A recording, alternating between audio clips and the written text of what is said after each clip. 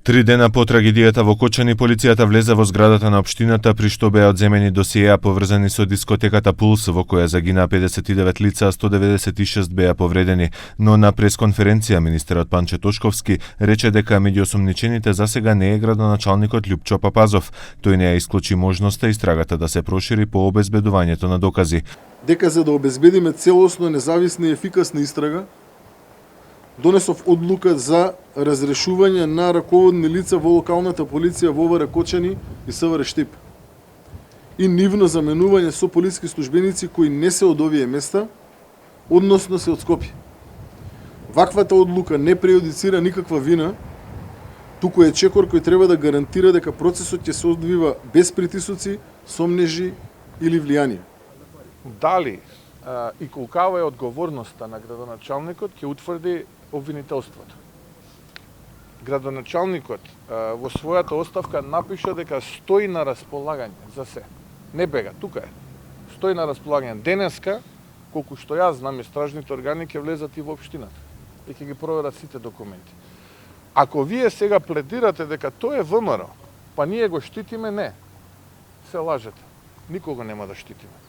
Свети ВМРО да биде. И јас да сум, родена сестра, брат да ми е, ќе одговара ако има било каква вина.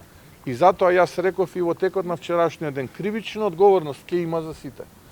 Ако е потребна морална или било каква политичка, удрете на мене. Еве, јас сум тука, јас ќе се сносам со сиот овој предизвик, но прво ќе ги поразам како што многу пати сум ги поразил, а потоа на избори граѓаните ќе судат дали и кој треба да сноси одговорност.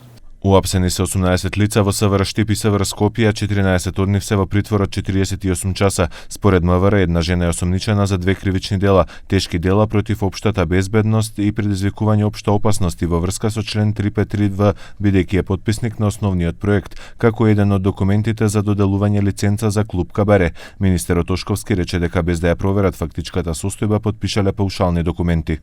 Вкупно се извршени разговори со 71 лице, од кои 42 лица во Скопје и 29 лица во Кочани. За 14 лица изречена мерка притвор во трајање од 48 часа.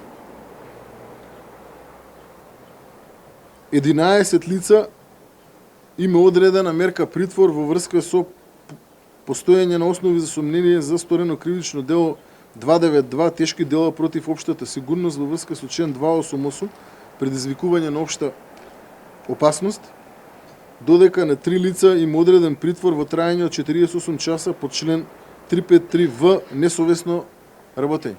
Освен поранешниот министер за економија Крешник Бектеши, државната секретарка во овој ресор Размена Чекич Дуровиќ по денешните рации во ова министерство осомничено и трето лице за злоупотреби при доделување лиценци за диско клубови. Од државниот пазарен инспекторат во притвор е поранешниот директор Горан Трајковски, но министерот Тошковски рече дека доколку се обезбедат докази, ќе бидат уапсени и други поранешни директори и други поранешни министри поврзани со лиценците. Поранешниот директор на дирекцијата за заштита и спасување Беки Максути рече дека наведените лица се осомничени за едно или 2 кривични дела. Во меѓувреме обдукцијата во вторникот заврши во Институтот за судска медицина, а сите 59 починати лица се идентификувани според ДНК на нивните роднини, на кои се очекува телата да им бидат предадени за погребната церемонија. Во Кочани денеска се ископани гробните места за загинатите во трагедијата, а последното збогување со нив ќе биде в четврток.